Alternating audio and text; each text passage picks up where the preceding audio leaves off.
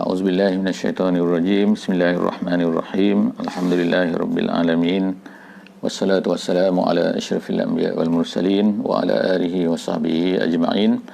Rabbi shrah li sadri wahlul 'uqdatam min lisani yafqahu qawli.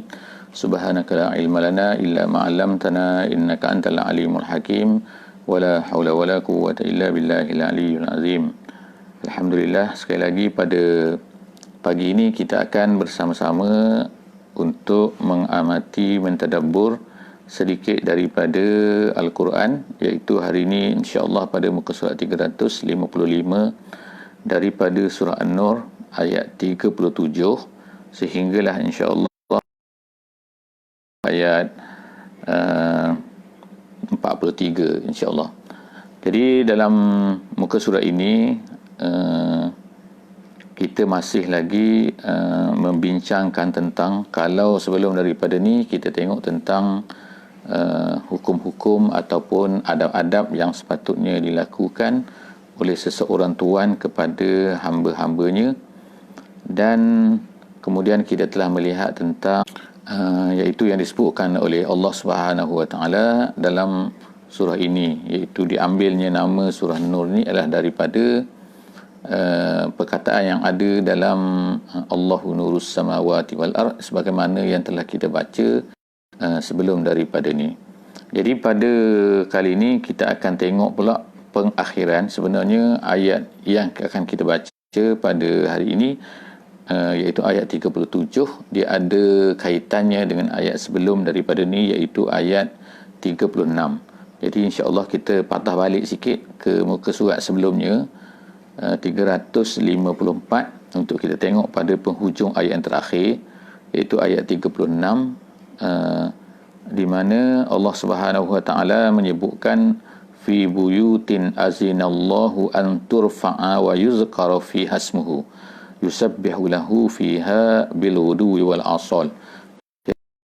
Allah sebutkan tentang fi buyutin, fi buyutin iaitu di rumah-rumah, azinallah iaitu qadallah, Allah Ta'ala tetapkan, Allah Ta'ala hukumkan, anturfa'a, hendaklah diangkat situ artinya adalah dimuliakan, wa yuzkara, dan disebutkan fi hasmuhu, padanya, pada rumah-rumah itu namanya, iaitu nama Allah, yusabbihu lahu, dan disucikan, iaitu dengan dikerjakan ibadat mensucikan dan memuji Allah bil wuduwi wal asal, pada waktu pagi dan pada waktu petang. Jadi tentang rumah ini, rumah Allah ini, dikatakan bahawa itulah, disitulah di mana nur ataupun hidayah petunjuk Allah itu bersinar dengan nyatanya, terutama sekali di rumah-rumah tersebut. Jadi kita akan baca pada hari ini ialah sambungannya, iaitu siapakah orang-orang yang mengerjakan ibadah tersebut, ataupun siapakah orang-orang yang melaksanakan kerja tersebut, yusabbih dan sebagainya itu di dalam rumah-rumah Allah itu. Lalu disebutkan mereka itu ialah rijalun, iaitu pada muka surat yang akan kita tengok pada hari ini, mereka itu ialah rijalun, dilakukan semua itu oleh rijalun. Jadi yang dimaksudkan sini bukan maknanya lelaki itu orang lelaki, tetapi maksudnya ialah orang-orang yang hebat. Sebab dalam perkataan bahasa Arab, bila disebut rijal tu, dia boleh jadi orang lelaki dan juga boleh jadi iaitu orang-orang yang hebat, sama ada mereka ni lelaki ataupun perempuan. Kata-kata pujian lah, la tulhihim, jadi orang-orang ini orang-orang yang hebat. Kerana apa? Kerana mereka itu tidak dilalaikan oleh tijarah. La tulhihim tijaratun, yakni bisnes, wala bai'un, dan jual beli. Kalau dalam terjemahan dia kata orang-orang yang tidak dilalaikan oleh perniagaan atau jual beli. Maknanya kat sini Allah Ta'ala sebutkan secara khususnya tentang perniagaan dan juga jual beli ni, kerana perniagaan dan jual beli ni memang banyaklah melalaikan manusia. Kalau disebut sini an zikrillah, daripada mengingati Allah, sama ada dalam bentuk dia ni lupa untuk sembahyang ke, ataupun lupa untuk membuat ibadat ke, ataupun melupakan dia daripada mengingati Allah secara langsung. Maknanya lupa, ataupun lebih teruk lagi, dia akan buat satu benda yang boleh dia akan menyebabkan dia ni dalam masalah jual beli ni, dia menipu dan sebagainya, perkara-perkara yang haram semasa jual beli. Jadi perkara-perkara itu semua adalah tulhihim an zikrillah, iaitu yang akan melalaikan. Jadi Allah Ta'ala puji di sini, sebut secara khususnya orang-orang yang apabila yang mana dia ni berjual beli, dia berbisnes. Sebab ramai para sahabat ni yang berbisnes. Sebab bisnes ni menurut dalam hadis yang walaupun dikatakan hadis benda ni, tetapi walaupun ada pertikaian, iaitu dikatakan 9/10 daripada rezeki adalah daripada bisnes. Tapi bisnes ni memang tidak ada salahnya, dihalalkan, cuma hendaklah dijaga kerana kadang-kadang bisnes ni dia akan mengganggu untuk mengingati Allah, sama ada dalam bentuk dua-dua yang saya sebutkan tadi. Wa iqamis solah, dan menegakkan solat. Wa ita'iz zakah, dan menunaikan zakat. Jadi semua tu menyebabkan dia lalai daripada tu kan, melalai mengingati Allah, lalai solat, lalai untuk menunaikan zakat. Ya khafuna yawman tataqallabu fihi al-qulubu wal absar. Dan mereka ini sifat dia takut kepada apa yang akan berlaku pada hari akhirat lah. Itu secara ringkasnya yang terakhir tu, yauman tataqallabu. Tataqallabu ni maknanya ialah orang yang berbolak-balik hatinya. Fihil qulub, hati dan mata. Jadi disebut sini hati satu sebab takut sangat, dan kemudian mata tu memandang kiri dan kanan sebab takut. Jadi orang takut, biasanya keadaan dia macam tu. Jadi Allah sebutkan itu sama ada dianya adalah majas dan sebagainya, itu kita tak bincanglah di sini. Kemudian lagi ayat yang seterusnya ialah ayat 38, liyajziyahumullahu ahsana ma amilu wa yazidahum min fadlih. Jadi mereka buat semua tu kerana apa? Jadi disebut sinilah sebab kerana apa tu, kerana apa? Maknanya mereka ni tetap mengingati Allah, tetap menyinarkan rumah Allah, tetap bertasbih dan melakukan ibadah di dalam rumah Allah itu kerana mereka nak supaya Allah Ta'ala membalas mereka dengan ahsana ma amilu. Liyajziyahumullahu ahsana ma amilu. Dengan, kalau ikut terjemahannya, ialah dengan yang terbaik ma'amilu. Maknanya Allah Ta'ala membalas apa yang terbaik daripada apa yang mereka lakukan. Jadi tetapi tidaklah maksud kat sini sebagaimana kata tafsir Jalalain, dia tak kata maknanya Allah hanya membalas apa yang terbaik sahaja. Tetapi dia kata sini ialah Allah Ta'ala tu membalas apa-apa yang baik je. Hasan ma'amilu. Bukan mestinya ahsan maknanya. Tetapi disebut ahsan sini maknanya orang yang buat tu, dia cuba buat yang terbaik lah. Maknanya sebab tu dia nak mengajar kita bahawa bila kita buat satu-satu benda tu, kita kena cuba dengan cara yang terbaik yang kita mampu. Wa yazidahum min fadli, dan kemudian Allah Ta'ala tambahkan lagi daripada limpah kurnia dia. Maknanya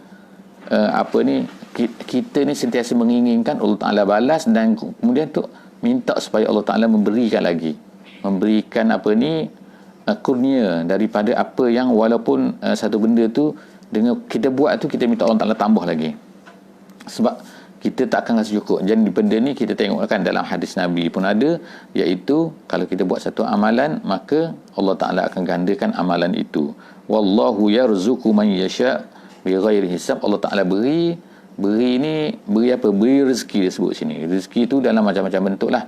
Sama ada rezeki itu adalah rezeki dalam bentuk fizikal, ataupun dalam bentuk kesihatan ke, dalam bentuk kesenangan ke, dalam bentuk senang hati ke, kebahagiaan ke. Jadi semua itu adalah rezeki. Jadi Allah Ta'ala ni boleh beri kepada manusia ni rezeki, dan diberi kepada siapa saja dan tanpa hisab, tak kira maknanya. Kemudian Allah Subhanahu Wa Ta'ala sebut lagi yang seterusnya ayat 39, wallazina kafaru. Jadi sekarang ni dia sebut kalau ikutnya ialah terbalik pula. Yang tadi tu orang yang beriman, yang tadi tu ialah orang yang di rumah Allah tu kan, mereka ni buat macam ni. Jadi sekarang disebut pula terbalik daripada tu orang-orang kafir. Orang kafir ni Allah kata a'maluhum kasarabin biqi'ah. Amalan mereka ini Jadi amalan mereka tu apa? Yang dimaksudkan di sini mengikut tafsir, dia kata ialah amal-amal baik lah. Kalau amal jahat memang tak panggil amal, memang tak dapat balasan kan. Tetapi amalan-amalan baik kat sini, iaitu seperti yang dibuat oleh orang kafir. Seperti apa? Ihsan kepada orang miskin, tolong orang miskin, lepas tu lagi membantu orang, menderma dan sebagainya. Itu adalah amalan-amalan orang kafir. Jadi amalan orang kafir ni Allah sebut sini seperti kasarabin. Sarabin tu ialah biqi'atin. Qi'ah tu artinya ialah padang pasir, maknanya satu tempat yang lapang yang tak ada pokok dan sebagainya. Jadi kalau di padang pasir, kalau di tempat yang lapang, bila daripada jauh tu kita akan nampak fata morgana, yang nampak macam air. Jadi Allah Ta'ala kata kat sini, amalan orang kafir tu macam itulah, macam fata morgana. Yahsabuhu zam'anu ma'an. Orang-orang yang dahaga, dia akan tengok macam air. Dia sebut sini az-zam'an, orang dahaga. Makna sini tak semestinya orang dahaga dia nampak macam air. Orang yang tak dahaga pun kalau dia tengok fata morgana ni nampak macam air juga. Jadi kenapa dia sebut az-zam'an? Dia nak kata, dalam tafsir kata nak menambahkan lagi kesungguhan bahawa orang dahaga ni dia akan perlu sangat benda tu, perlu kepada air. Kalau orang tak dahaga, dia tak perlu sangat kepada air. Jadi mereka dah lah tengok, lepas tu rasa macam, lepas tu dahaga pula. Sebab kat sini ialah orang-orang kafir ni, maka pada hari akhirat mereka akan rasa sangat perlu kepada amalan yang akan boleh melepaskan diri mereka daripada azab. Jadi mereka akan rasa macam hebat dah kan, mereka macam banyak dah amalan mereka dan sebagainya kan. Tiba-tiba hatta iza ja'ahu, sehingga bila mereka datang tu, lam yajidhu syai'a, mereka tak dapat apa-apa pun, tak ada apa-apa. Maknanya gitu. Wa wajadallaha indahu, maka tiba-tiba hanya Allah ada kat situ. Bukan di sini makna kat sini Allah tu bertempat, bukan. Tapi dia nak ceritanya, mereka ingat amalan mereka tu akan ada pahalanya. Takutlah zikir-zikir dan sebagainya kan, tapi tak ada. Jadi ada ulama buat perumpamaan perkara ni seperti kita macam nak sakut baju kan. Nak sakut baju di dinding gitu. Jadi kalau tidak ada penyangkut, macam mana walaupun banyak baju tu macam mana pun, apabila tak ada penyangkut, maka dia tak akan lekat baju tu.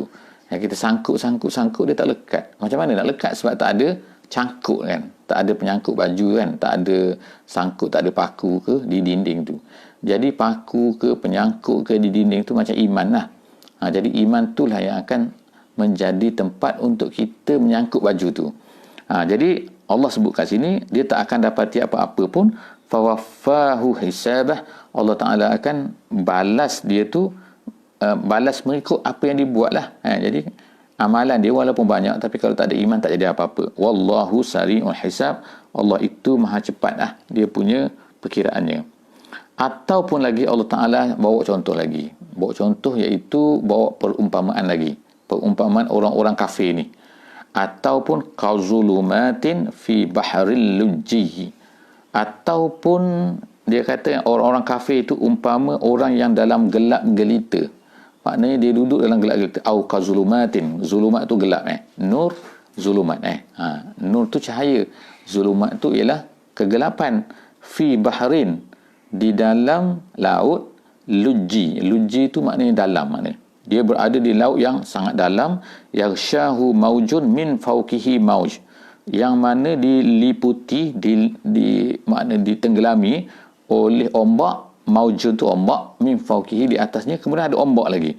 Makna ombak bertipe-tipe ombak lah, mana laut sangat dalam Kalau kita tengok saintis nak buat kajian, buat terjun ke dalam laut tu, makna di bawah laut sana tu dia sangat gelap sehingga tak nampak apa pun.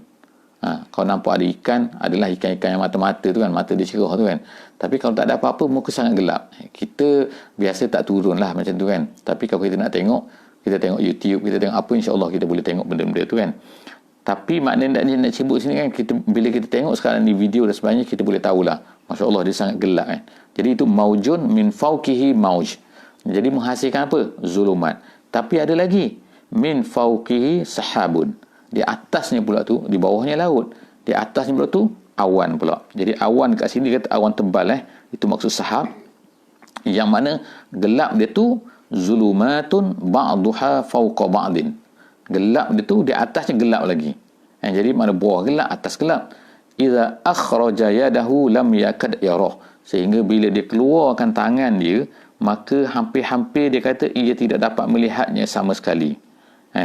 Kemudian wa man lam, jadi itu adalah perumpamaan, wa man lam yaj'alillahu lahu nur fama lahu min nur. Disebutlah di sini sekali lagi kan perkataan nur tu. Jadi maknanya oleh kerana gelap tadi, maka Allah Ta'ala kata kat sini, siapa yang tidak ada, Allah Ta'ala tak beri kepada dia cahaya, maka fama lahu min nur, maka dia tak akan ada cahaya. Maknanya tak mungkin dia boleh buat cahaya sendiri ke. Jadi semua kita ni cahaya sini. Jadi ada ulama kata maksudnya di sini adalah hidayah. Maknanya kalau Allah Ta'ala tak beri hidayah kepada seseorang tu, tak mungkin dia dapat hidayah. Dia tak boleh fikir sendiri hidayah ni kan. Maknanya hidayah tu boleh mari sendiri, tak boleh. Hidayah tu akan diberikan oleh Allah Subhanahu Wa Ta'ala. Jadi kita pun kena mintalah kepada Allah Ta'ala supaya Allah Ta'ala berikan kepada kita nur kat sini. Okey, jadi ada dua jenis kat situ menurut setengah ulama seperti Imam Qurtubi ataupun Ibnu Katsir disebutkan sini, dia kata ada dua jenis kat sini orang kafir, balasan terhadap orang kafir ataupun dua jenis perumpamaan orang kafir. Yang pertama dia sebut ialah orang kafir yang berdakwah kepada kekafirannya. Dia berbangga dengan kekafiran dia. Jadi orang yang tu ialah yang duduk nombor satu tu, iaitu orang yang mana amalan-amalan dia tu yang Allah kata seperti Fata Morgana tu. Kemudian yang kedua ialah yang seperti duduk orang kafir jenis kedua. Kafir jenis kedua ni ialah orang-orang yang duduk dalam gelap ni. Ini disebut ialah orang kafir yang mana hanya jadi pengikut je. Dia tak tahu apa yang dia buat tu betul tak betul, tapi dia ikut je. Jadi kalau kita tengok atas dunia sekarang kan, ada orang yang kita kata missionary kan. Maknanya missionary yang mengajak orang. Sanggup dia pergi duduk berkorban sini. Susah je kan tak Maknanya dia berkorban. Ada orang yang memang tak kira pasal agama kan. Tapi ada orang yang memang sanggup menjadi pendakwah kepada benda yang tak betul kan. Maknanya dia pergi turun sana, pergi masuk lautan. Dia pergi duduk di Amerika Selatan ke, tak kira kan Jadi cuba kita bayangkan Amerika Selatan tu yang penuh dengan sampai sekarang pun masih lagi dalam Amazon, dalam Bolivia ke, dalam Chile ke, dalam Venezuela kan, tengah-tengah semua tu dia tu sangat hutan, hutan tropika kan. Tapi orang-orang Sepanyol dulu tu, mereka tu masuk ke tempat tu dan mereka telah mendakwah. Kalau kita tengok sampai sekarang ni, banyak daripada mereka tengah-tengah Amerika Selatan tu ialah beragama Kristian Jadi mereka ni sebenarnya taklah tahu sangat, mereka bukan penduduk asal situ kan. Mereka penduduk asal situ tapi telah dikristiankan oleh bila penjajah Sepanyol tu datang ke tempat mereka dulu. Bahasa pun jadi bahasa Spanyol, Spanish, kemudian mereka pun jadi Kristian. Jadi mereka ni mengikut Kristian, mereka tahu ke sebenarnya kebanyakan daripada mereka tu adalah, itulah dia kata kazulumatin. Ada satu jenis lagi orang yang berdakwah tu, yang sibuk pergi ke sini kan, pergi di hutan Borneo, pergi ke ni kan, menghabiskan masa banyak. Jadi mereka itu a'maluhum tu, mereka tu amalan tu banyak lah kan, pengorbanan mereka tu. Tapi kasarabin biqiyah. Jadi itu menurut Ibnu Katsir, dia kata dua jenis orang kafir yang Allah Ta'ala sebut dan itu balasan dia. Seterusnya Allah Ta'ala sebut kat sini ayat 41 Alam tara anna Allaha yusabbihu lahu man fis samawati wal ardi wat tayru saffat. Tidakkah kamu melihat kat sini?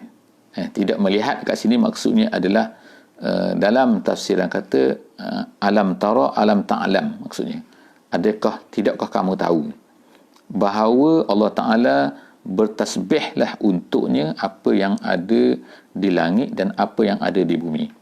Jadi Allah Ta'ala sebut sini ialah untuk tunjukkan bahawa semua benda sebenarnya yang ada di keliling kita ni sebenarnya benda tu adalah hidup. Hidup walaupun benda tu kita nampak macam mati. Seperti batu ke pokok tu, binatang tu kita tahu lah dia hidup kan sebab dia bergerak-gerak. Tapi banyaknya benda. Sehingga sekecil-kecil benda kan. Kalau virus corona pun dia tu kecil kan. Tak nak tengok mata memang tak nampak. Tengok teropong-teropong biasa memang tak nampak. Tapi dia hidup. Kalau tak hidup orang tak takut lah kan dia mati kan. Maknanya dia hidup. Kemudian sampai masa barulah dia mati.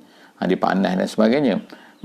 Tapi nak cerita sini, tapi semua benda tu tidakkah kamu tengok, tidakkah kamu tahu bahawa mereka semua itu adalah bertasbih.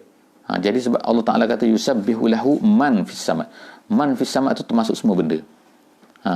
Termasuk semua benda yang di langit dan di bumi, semua itu bertasbih kepadanya. Lahu, yusabbihu lahu. Kemudian disebut lagi satu benda selain daripada apa yang ada di langit dan apa yang ada di bumi itu, disebut wat-tairu. Jadi seolah-olah kat sini burung ni tidak termasuk apa yang ada di langit dan bumi kan. Seolah-olahnya lah. Tapi kenapa disebut wat-tairu? Jadi ulama-ulama tafsir kata sebutkan tairu kerana burung ni kadang-kadang dia duduk di atas, kadang-kadang duduk di bawah. Itu antaranya lah hikmah kenapa disebutkan wat-tairu ni kan. Jadi kalau ada yang duduk di bawah ni, memang di bawah lah kan. Katak ke, buaya ke, ular ke, apa benda, kucing ke, semua benda duduk di bawah. Ada benda memang duduk di atas, tapi ada benda yang sekali atas sekali bawah, iaitu burung. Jadi itu di antaralah hikmah kenapa disebutkan wat-tairu kat sini. Kemudian disebut sofat. Sofat ni maknanya kalau ikut dalam terjemahan ialah yang maknanya apa ni, yang sofat ni berbaris-baris kan. Berbaris-baris. Kita tengok burung kehebatan dia ialah dia ni sofat. Sofat iaitu dia ni, dia ada bentuk-bentuk dia yang cantik kadang-kadang kan. Dia ada peraturan dia, ada cara dia bila dia terbang di udara tu kan. Kadang-kadang berbentuk segitiga, kadang-kadang berbentuk gini, kadang-kadang tengok yang burung yang jenis bergerak tu kan, dia boleh bersama macam berbaris lah. Sofat gitu. Memang cantik kan. Dia maknanya dia tahu kan, macam ada ketua, macam-macam lah. Kita boleh tengok lah dalam YouTube kan, insya-Allah.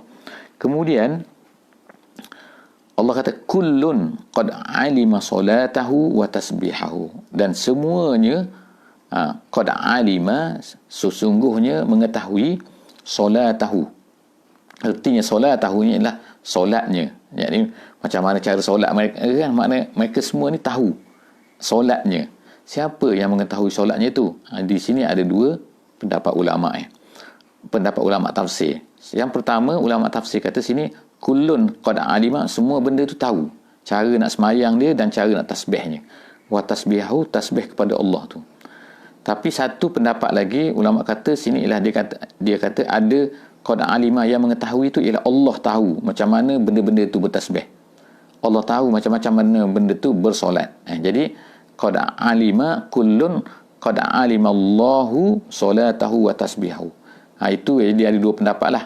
Yang nak kata tahu situ sama ada semua benda tu tahu macam mana cara tasbihnya, ataupun Allah tahu macam mana cara tasbih mereka benda tu. Wallahu alimun bima yaf'alun.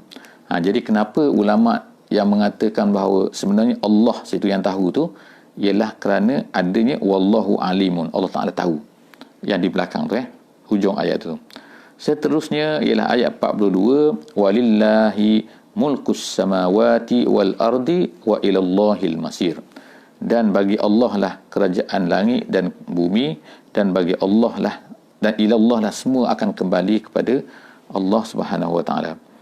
Dan ayat terakhir pada hari ini ialah tentang alam tara annallaha yuzji sahaban. Jadi ini pula nak cerita tentang kehebatan kuasa Allah Subhanahu wa taala. Jadi disebut sini ialah tidakkah kamu lihat, tidakkah kamu tengok, tidakkah kamu tahu bahawa Allah inilah yuzji sahaban. Yuzji itu ialah menolak sesuatu benda dengan baik, dengan elok, dengan perlahan-lahan. Kalau tolak dengan kasar, dia lain pula, dia tak guna yuzji. Jadi yuzji ni menolak dengan lemah lembut. Kata dalam bahasa Arab, maksud bahasa Arab. Jadi tidakkah kamu tahu bahawa Allah Ta'ala telah yuzji sahaban, menolak awan. Jadi maknanya bila kita tengok pada awan tu, kita teringat ayat ni. Iaitu ayat sebenarnya yang menolak awan tu ialah Allah Ta'ala. Yang menjadikan awan tu bergerak, berarak kan. Summa yu'allifu bainahu. Kemudian Allah Ta'ala tu kumpulkan benda tu. Kelompok-kelompok tu sesama awan tu kan. Ni kalau kita naik kapal terbang ke, kita akan tengok kan. Awan tu kan, awan putih semua dia akan bergerak semua kan. Mula-mula dia ni terasa asing. Kemudian yu'allifu bainahu. Kemudian dia pun bercampur. Yu'allif tu makna bergabung bersama summa yaj'aluhu rukama. Kemudian dijadikan awan-awan itu rukam. Rukam tu makna jadi tebal. Nampak kan? Dulu tak ada hujan, kita tengok di langit lah daripada bawah ni kan. Kita tengok syirah hari ni, tengok petang sikit, tengok dah berkumpul jadi hitam. Itu rukaman. Jadi kemudian daripada rukam itu fataral wadqa yakhruju min khilali. Kamu tengok selepas daripada tu wadqa. Wadqa tu maknanya ialah ada dua makna kat sini. Mengikut ulama tafsir, yang pertama wadqa tu maknanya hujan. Itu pendapat yang masyhur. Lalu keluarlah kamu tengok hujan tu keluar daripada celah-celahnya. Maknanya keluar air daripada celah-celahnya. Asalnya ini awan putih. Kemudian tu dia berkumpul jadi besar. Kemudian dia jadi hitam. Kemudian itu keluar air pula. Yang kedua, wadqa ni maksud dia ialah kilat. Jadi fataral wadqa, kita tengok kilat tu keluar daripada awan hitam tu. Maknanya kilat dia tak keluar daripada tengah-tengah hari gini kan. Tengah-tengah tak ada awan tu, dia tak keluar, dia akan keluar masa jadi yakhruju min khilalihi, dia keluar daripada celah-celah tu. Wa yunazzilu minas sama' min jibalin fiha min baradin. Kemudian Allah Ta'ala menurunkan daripada minas sama', daripada langit, min jibalin, daripada bukit, fiha, bukit padanya, pada sama' tu, pada langit tu, min baradin, daripada batu, hujan batu. Ini dalam masalah ni ada, kita tengok kan, ada 3 kali min. Wa yunazzilu minas sama', satu minas sama', yang kedua min jibalin, daripada bukit, fiha, bukit padanya, pada langit itu, min baradin, daripada hujan batu. Jadi makna kat sini ada hujan batu, ada langit, ada bukit. Bukit apa pula kat sini? Jadi maksud kat sini, ulama-ulama ada macam-macam pendapat lah sikit. Cuma maksud yang masyhur kat sini, dia kata ialah seolah-olahnya macam bukit. Awan-awan tu yang berkumpul-kumpul tu dia macam bukit. Betul juga kita tengok kan. Kemana jadi bukit tu duduk di atas langit. Jadi awan yang ketul-ketul tu duduk di atas langit. Kemudian daripada situ keluar pula baradin, iaitu hujan batu. Jadi memang kadang-kadang kita tengok kan, hujan batu keluar. Tak pelik ke? Kadang-kadang macam mana? Daripada mana batu ni boleh lahir kan tak? Batu tu, hujan batu kadang-kadang lah berlaku, bukan setiap hari kan tak? Jadi batu-batu ni kadang-kadang dia besar. Kadang-kadang kena orang sakit ni. Jadi Allah Ta'ala kata sini, fayusibu bihi man yasha' wa yasrifuhu amman yasha'. Allah Ta'ala kenakan dengan batu tu, ada orang kena, ada orang tak kena. Siapa yang menentukan kena tak kena tu? Kita, Allah Ta'ala kan. Kita tak lari kan. Begitu jugalah macam kilat kata kan. Kadang-kadang ada orang kena, orang berjalan kena, ada orang berjalan tak kena kilat tu kan. Jadi macam mana? Kilat tu nak kena siapa? Wallahu alam, kita tak tahu dah. Kita hanya boleh cari usaha untuk lindungkan diri daripada kilat-kilat tu. Tapi takkan nak duduk rumah selama-lamanya kemudian tiba-tiba kita tak pasti tahu kan. Jadi Allah Ta'ala lah yang tentukan. Itu yang dia kata fayusibu bihi man yasha', terkena orang yang dikehendakinya, wa yasrifuhu amman yasha', Allah Ta'ala palingkan daripada orang yang dikehendakinya. Yakadu sana barkihi yazhabu bil absar. Jadi Allah Ta'ala kata hampir-hampir dia punya sana, barki sana tu ialah cahaya yang terang sangat tu. Barkihi, bark tu ialah kilat tu. Jadi kilat tu menghasilkan cahaya yang sangat terang.